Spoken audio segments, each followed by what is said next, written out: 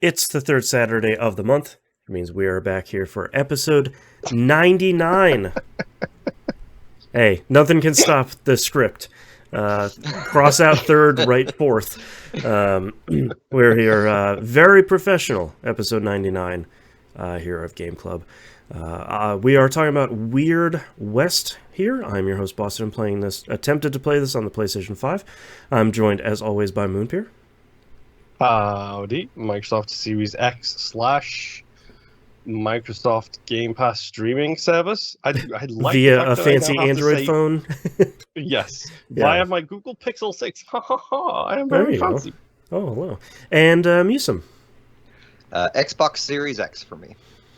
Let's get all the details, the facts about the Weird West out of the way. Came out this year, March 31st, 2022. Published by Devolver Digital. Developed by Wolf Eye Studios. This came out on PS4, Xbox One, and PC. Metacritic gave it an 81 aggregate score. OpenCritic has it as 75. Peers for the release date, we got 4 tiny games here, starting with Elden Ring. Grid Legends, Destiny 2, The Witch Queen, and Horizon Forbidden West. So, real thin release window for. That's literally like the 2 weeks around the end of March. So, a pretty. I had forgotten how packed March is because I haven't started Game of the Year stuff for 2022, and I feel like that's going to be part of the conversation. Is like, oh yeah, everything came out in March 2022. People were lamenting Horizon, like losing sales to Elden Ring coming out 2 weeks later. What does this poor indie game do? You know? Yeah, exactly. Yeah. Speaking of, let's talk about whether this game was top of the pile, middle of the pack, or overlooked. Everyone, all at once. Overlooked. Yeah, it feels like it reviewed fairly well. Its aggregate score is in the 70s or 80s, so that reviewed well. But like you were just saying, everything came out, especially Elden Ring, like one of the biggest games of the last couple of years. So it just the discourse around games was focused in another tarnished area, as opposed to Weird West. Before we get into what we liked and what we didn't like, in the interest of full disclosure, I played 0 minutes of this game because I was going to play this over the last 2 weeks and then caught COVID, and I have been fighting that off ever since, and have not been playing well enough feeling well enough to play much of anything. So apologies in advance. I usually at least try to play some of it, and I played none of it. So I will let my faithful compatriots here talk about their Weird West. I watched a whole bunch of. I pulled up a long play and I watched a couple hours of it, like 6 hours of it or so. So I've seen a bunch of stuff, but I've not put hands to joystick on this one. Yes. Continuing the full disclosure aspect of this, there are 5 characters in the game. I just started my 4th character. There's a lot in this game, and if we want to continue the full disclosure in the roundtable, Muso, do you want to say why this game is hard to talk about? So I'll elaborate on mine even a little more than I told you guys pre-show. I immediately started this game after our last game club, and before I completely understood kind of the game flow and mechanics, I took on 2 bounties and started doing side quests, because that's what I do when you give me a giant map. Yep. And then I was stuck on the 2nd bounty for weeks on end because I didn't realize how worthless the lives of your gang is at that point in time. And it was a struggle to keep them alive. And then I put it down for a week or 2, and then I started playing more. And then I was like, I'm not even going to get past the first character for this cast. Like, what the heck am I going to do? And then I looked at my save game file, and I'd been playing for 30 hours. There's a lot of game here in Weird West. Yeah, I wouldn't read up on it, so I have a good idea of the story beats and whatnot if we need to talk about any of them. But there, that's my disclosure. Yeah. So, do we want to do what we don't like first, as we normally do, so we can end on a positive normally? Yeah. Okay, I don't like how small this text is. As someone who had no choice but to play this on my phone occasionally, oh boy. Yep. Oh boy. I'm literally holding it like a Game Boy in bed, kind of like distance away from my face right. in order to try and read the text. You got your Google Cardboard on your eyes? Yeah, it's absolutely ridiculous. That made it tough occasionally. So you must have loved how like all your posse just constantly talked and put their talk bubbles over anything you were trying to look at.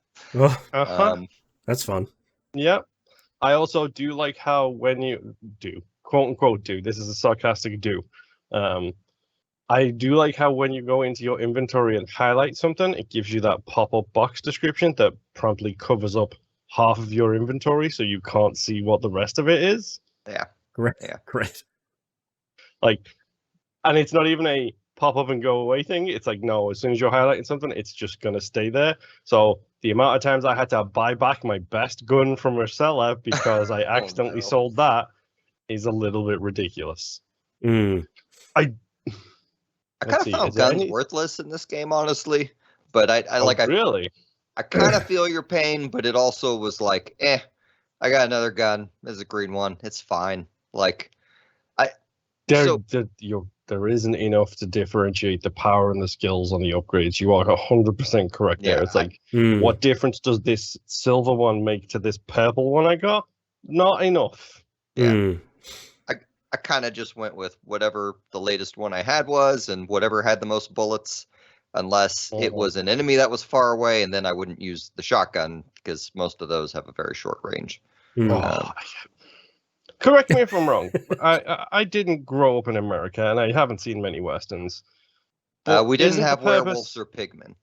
Right. Okay, so you didn't have werewolves, but the honorists were there, right? So they the honors. That's a tried and true tradition. Yeah, vampires, we got those in spades. Don't worry about those. Okay. No werewolves, no pigmen. Everything else is fine. Right. Okay. But correct me if I'm wrong, but isn't the long barrel shotgun designed to be hit from range? Isn't that what they literally use in the Olympics?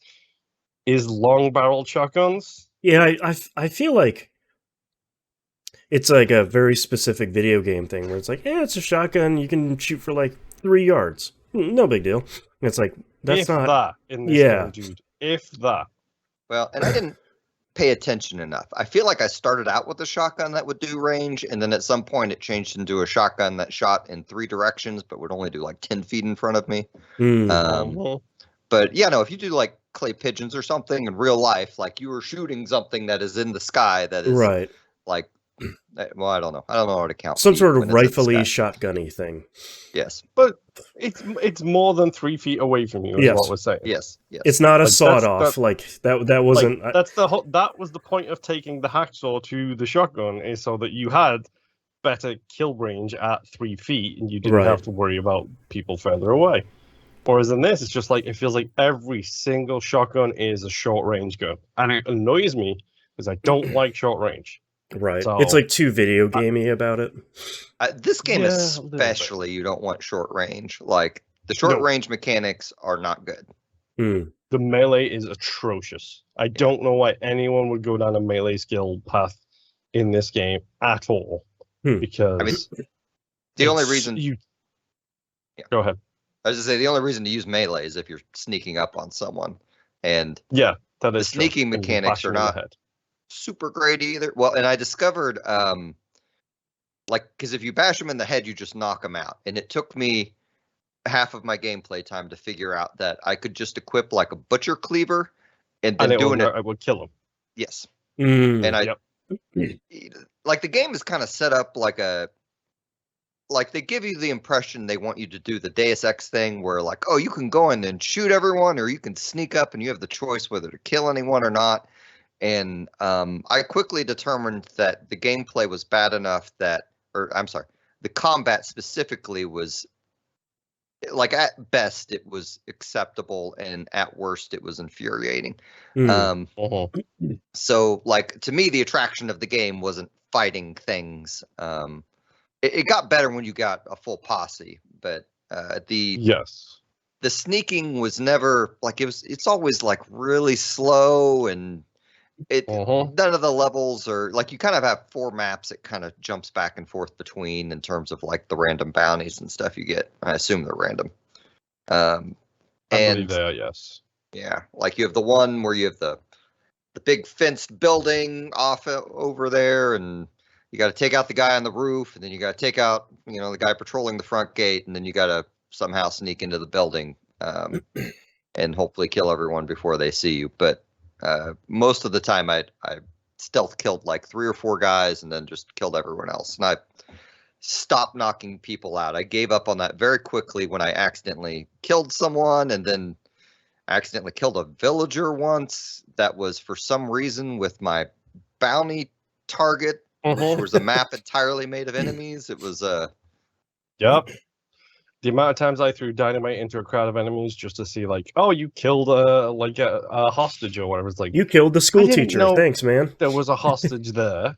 Right. I had no idea. You are right. Like, I think when the combat is at its best, it's bows, it's pistols, it's rifles. So I tried the bow once. It didn't immediately kill something, and I was like, well, what's the point in this? And like, honestly, I felt the same the first time I tried it. When you get a couple of upgrades to those bows, they give you massive damage, because and the game never explicitly tells you this. It has a charge mechanic, and you are more likely to do a critical because if you pull the trigger and draw the bow, it does like this little light on you, and then at a certain point the light will glow and then pulse bright. If you let go when it pulses bright, you do huge amounts of damage. Yeah, that would have been helpful to have a tutorial. That is frustrating. Like, I would have liked to have stealthed around and shoot Here people. is the fun part, Musum. You get that tutorial when you play the 3rd character, who is the Native American character who starts with a bow. That's wild they have it that late. Even better, you can fire the bow through like flames and poison clouds, and like you inflict that element on your arrow as you fire it through those things. That's cool. That's arguably the best weapon in the game that they should have explained at the start. Yeah.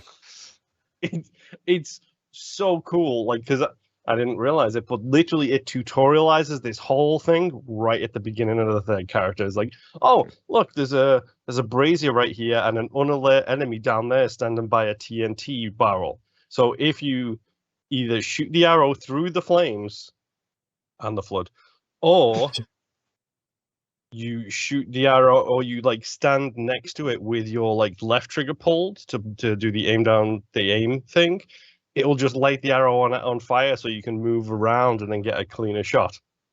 It's just like, jeez. Great.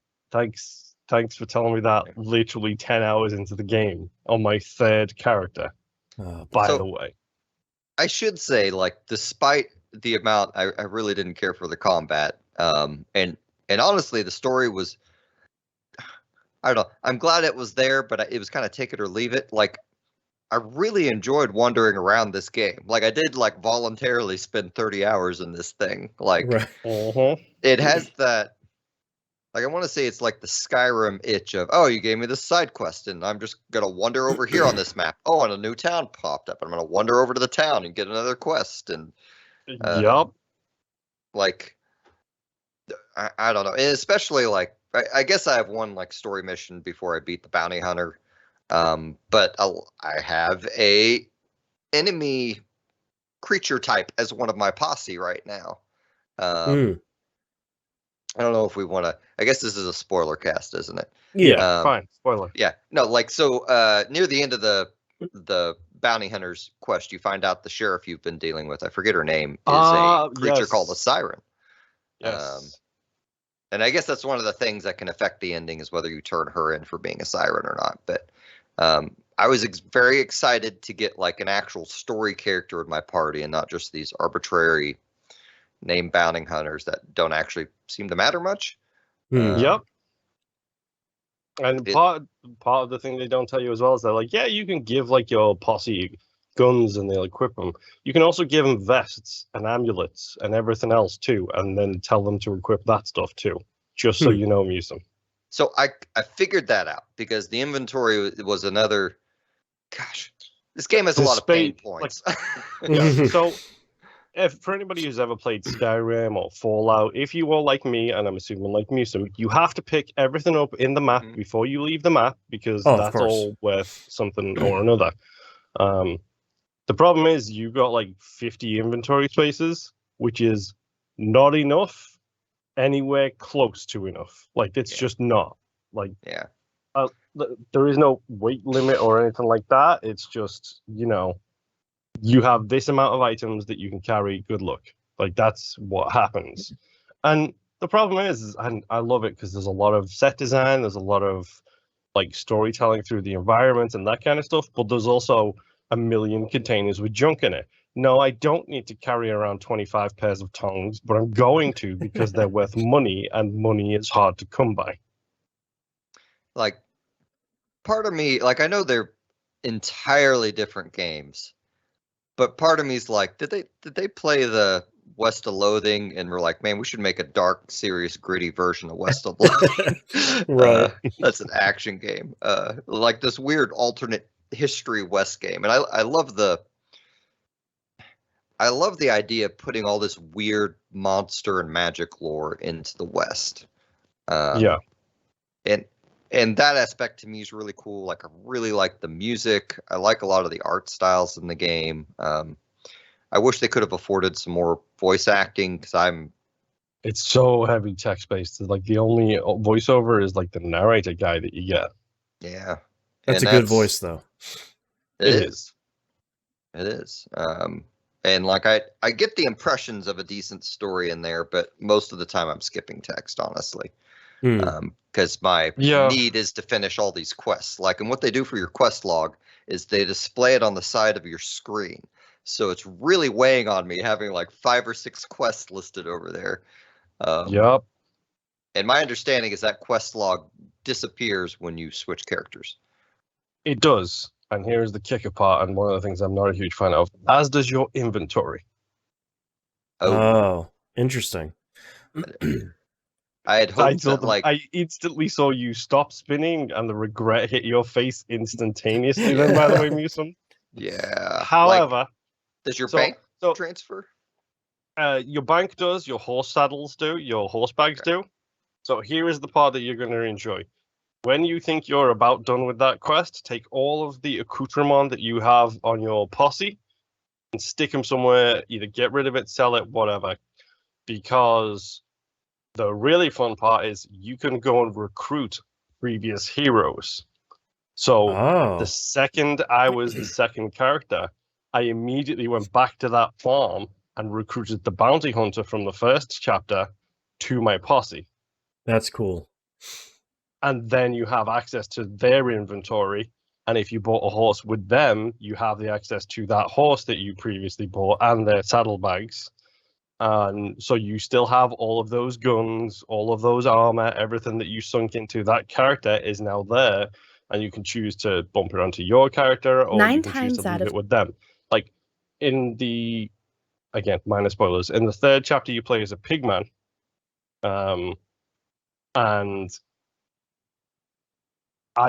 his health is not great, so I got the bounty hunter back again as my posse member for the third character, and then I got the second character as a posse member for my character too. And using their inventory, I was able to avoid so much damage in combat because they are like 200 health and they've got super armor and super weapons. And I'm just like, I'm gonna stand back here and not use the shotgun and instead like use the pistol, the revolver, and the rifles instead, because that's the easiest thing for me to do right now. That is very convoluted, but I'm glad at least that option is there. Yeah, it's super helpful because like, yeah, it sucks that I lost all of my posse's like stuff that I give them. But at the same time, I'm never giving them the top tier stuff. I'm giving them like a tier below that kind of thing. So yeah, they have rifles and they have guns and armor, but it's never like the character I just finished the third character. They have purple rifle, purple revolver, purple shotgun. And as soon as I can, I'm assuming I can, I'm going to go recruit them to my posse and be like, give me them guns. They're my guns. The only gun I didn't take was I didn't take Old Blue. I left Old Blue with the Bounty Hunter because it's a named gun. I'm not going to take the Old Blue gun from the Bounty Hunter, which is their gun that they buried in the sand. Yeah. It's like, I'll take it, make it better, and then give it back to you. That's what I'm going to do with that gun. Yeah. Because even though there is no achievement for it, it doesn't feel right to take away the Bounty Hunter's gun. Right. For whatever reason. I don't even know if I still have that gun, honestly. Like, no is probably the answer. I literally, I played it for like a week, got stuck, got super frustrated because I was stuck, didn't play it for a week or two, and then I guess I sunk a ridiculous amount of time into it, doing side quests. But that's the thing, like, it is fun to be in this world. Like, that's the thing, some of the things I really like about this is, like, the camera can be fiddly, the combat can be questionable at times. That's why I don't do particular sides of it. But I love being in the world. I love exploring like stuff like that. The music is solid, I think, all the way around. Like, I love that constant thing of, here is a quest, here is some further story. Like, when you're exploring through the world and it's just like, oh, a random thing happens, and it's just like, okay, I got attacked by snakes for some reason. Okay, it's the best part of the immersive sim is that you get to live in the world and you get to be like, oh, well, look at this cool stuff I'm finding. Look at all this stuff I'm stumbling over. Yeah, like the first time I ran into, I can't remember what they're called, but the things that fire bees at you, that was... Oh, yeah. I was not expecting a Simpsons joke here. It's like, they're like zombies or something, aren't they, right? Yeah, they're like weird zombies, but they've been infested with bees. So they fire bees in your general direction and cause a lot of poison damage. Yeah. Good news is the pigment character is immune to poison, so I just literally run around with a green barrel in my hands, throwing it at people and being like, here, have some poison. You can't poison me because I'm immune. Man. I feel There's like a lot going on. The posse AI would just join you in being poisoned, though, as you threw the barrel. Like, posse AI is not great. They're not bad. They're not bad at that, but you are correct. They are horrendously bad AI sometimes. Like, I just want like a control trigger where it's like, no, stay close, attack or defend. Like, that's all I want. Because the amount of times that like someone would spot me, and then it's a room, it's a location with 50 people in it. One person would spot me. I would take care of them. No one else is alerted, but before I know it, all of my posse is already starting fights with the other 50 people, and it's just like, guys, we didn't have to do it this way. Yeah, man. Game is so much easier with a living posse too. Like, but when your posse completely is dead, it's such a pain to navigate a map. Yeah, it can be super difficult sometimes, like, especially if it's a combat-based map, and it's just like, come on, why? So I also read there's no save game plus. Great. Okay, interesting.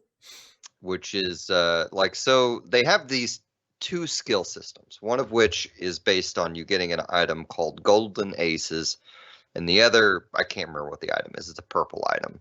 I can remember because it's named after a co-host. It's Nymph's Relics. Oh, yeah. Wait. Do I have a... Why don't they... Okay. No, I have Nymph's Heads, not Relics. Because the Nymph's Heads, I never figured out what to do with. I don't know what to do. As far as I can tell with them, they're just valuables that you can sell because they're like 25 gold a pop. But yeah, it's the heads of the creatures, the relics are the relics from the creatures themselves. So it's the glowy purple things, they're Nymph's Relics. Yeah. So the Nymph's Relics are real weird, the skills you get from them, because if you you have one section of skills that'll transfer to your next character if you spend on them, and the first tier of those costs 3 relics. And then you have a bunch on the left, which sound a little bit more useful, and they do not transfer over. Yeah, they're the class skills, which understandably why they don't transfer. But they only cost like 1 each, I believe. So in my 30 hours of playing, I have found exactly 4 Nymph Relics, 3 of which were assigned to my class skills, because I thought, oh, these have got to pop up more, and I was incorrect. Hmm. And then your golden aces are all useful skills, and they transfer to everyone. But it's that's like world, like passive abilities. That's the one I was looking for. Yeah. So it's like find more gold, do more damage to unaware people, which is amazing if you like to sneak around. Like do more damage with dynamite. Your posse has more health and damage, which is super helpful. But yeah, that's one. I think it's 3 dots on each one, and I think it's 1, 3, and 6 golden aces to upgrade all the way to level 3. And if there's no new game plus, like, come on. I know. What's the point of that? Why did you make these two systems like this if you aren't going to have new game plus? Maybe the internet was wrong, but the internet told me there's no new game plus. The internet's never wrong. Never. That's annoying. It's a weird game, guys. Yeah. It sounds like a game that has a lot of good ideas and has a lot of cool systems in it, but it sounds like it never kind of fully gels together. Like it never becomes more than the sum of its parts. Like they made like Moon was saying, like they made a really cool world. It's a fun, maybe fun's not the right word, but it's a neat world to explore and kind of uncover things, and like you're always kind of curious about the different like monsters and mages and factions and things. But like, your hope in combat and item collecting, like if I had to give myself advice again for starting the game over, it would be immediately get a posse. And once you get your posse, immediately save up and buy a horse. Yes, that's literally exactly what I did. It was just like, oh, the horse is 200 gold. I'm just going to do side quests and bounties until I get 200 gold to get my horse. Yeah, and I literally bought a horse like last night. And I'm like, oh, I could have used it for inventory too. Great. Inventory, and you get less random encounters when you're traveling, and the travel time is faster. Which, speaking of which, random aside here, I'm an idiot and I accidentally installed this onto my external drive, which the load times were fine. It was fine. I didn't realize I did put it on my external until like 4 days ago, and then I looked and it's like, wait, hold up a minute here. So I transferred it to my internal drive on my Xbox, and it's like, oh, look, it's instantaneous loading. Great. There's the difference.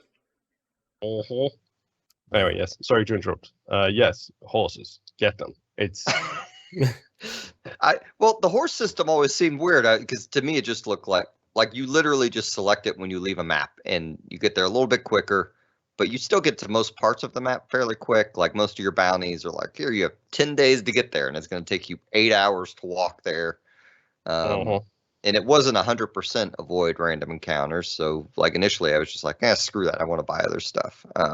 Yeah. And it turned out I really shouldn't have just bought any equipment. I should have just ran with what I found. I did not find enough upgrade materials to really upgrade them much, though. Yeah, I think that really comes into play when you find a pickaxe and start exploring the mines, and you can mine the ore things.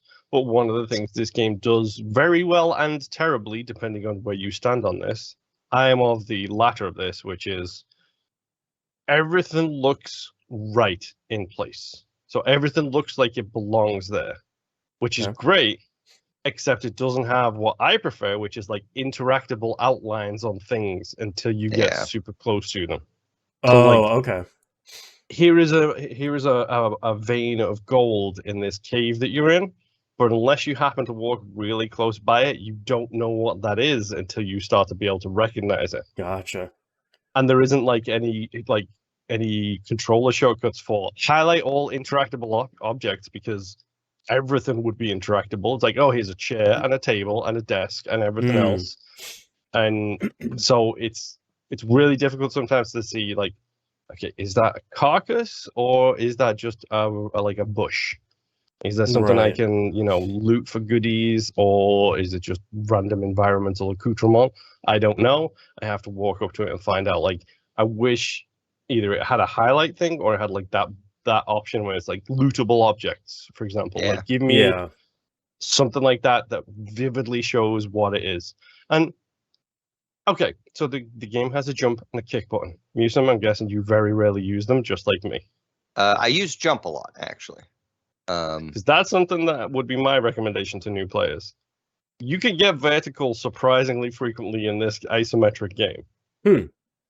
I did a Interesting. lot of like there was one town that was taken over by the Stillwater gang, and they weren't immediately attacking me so long as I didn't go into this specific building. And the way I snuck into that building was by jumping on rooftops till I got on that rooftop, and then I murdered everyone in there, and then I murdered the rest of the town. Smart. Yeah, that was the bank one, I believe. I bribed him with wine, which was hilarious, and then snuck in that way. But no, like it's like there's like I was in like a mine, and there was like blue like frames above to hold up the ceiling or whatever. And it's like, oh look, there's a path to get up to this blue frame. So there's like 4 mineable ore points on the frame on the ceiling, essentially.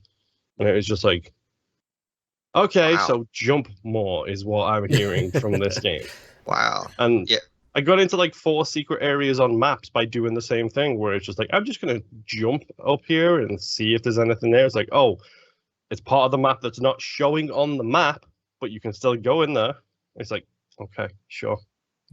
Why not? So that tells me I should have invested some golden aces into jumping higher. Like, I think I'm at 2 now, and it makes a world of difference because you can jump like I jump onto the posts on fences right in front of a building, and then straight up to the roof.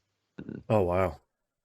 So that was, I did not realize I had a bunch of secret jump areas. Like the mining, I did know a little bit because I'd found a bunch of copper veins, but I never found anything but copper, and I needed silver. So nothing ever. Like I think I upgraded a couple things once, and then was never able to again. Did you find a use for kicking? Other than kicking barrels down at people, like there's an achievement for kicking somebody off a rooftop, which is hilarious. There's also one for jumping off something and landing on someone and knocking them out, and that's called Dishonored, which I really appreciate that achievement reference. Pretty good. But honestly, I didn't do a whole lot of kicking. Like other than barrels down a cliff to get somebody's attention, I didn't really do a lot. I was like, okay. Oh, correction. I kicked some boards off some doors so I could open the doors. That was my main use for kicking. Was, oh, you've boarded up this door. I'm just going to kick the boards down and open the door. And Musum's face says he never actually did that. I did not. Like, there's so many boarded buildings I could have gone in. Oh, this game. Like, the easy way to check is like if you do the left trigger, which, by the way, the weapon-specific skills and the class skills are nightmarish, because to do the weapon skills, you have to pull left trigger to aim the gun, then hold right bumper to activate the skill wheel, and then press a face button to do it. Oh, jeez. And then switch back to the stick so you can aim, because it shoots like a Geometry Wars, like an isometric, like 360 shooter. So the weapon skills are nightmarish. But anytime I would come across like a boarded up building, like when you first go into that town that the Stillwaters are attacking, there's kids inside of a house. And the way you can let them out of the house is you can literally pull the trigger, aim at the door, and you can shoot it, and it does damage, but also ammo can get scarce. So I literally just walked up to the door and started kicking it, and it's like, okay, the board's health goes down, and then you can just open the door. Oh, jeez. Well, okay. Good tips. Good tips about it. But you can blow up doors with dynamite and everything. The only one you can't do that to, surprisingly enough, is the unbreakable doors. But everything else, like there's reinforced doors at the banks. They take explosives, but if you've got enough explosives, you can blow those things right off the hinges. Interesting. Cool. Well, any final thoughts here on Weird West?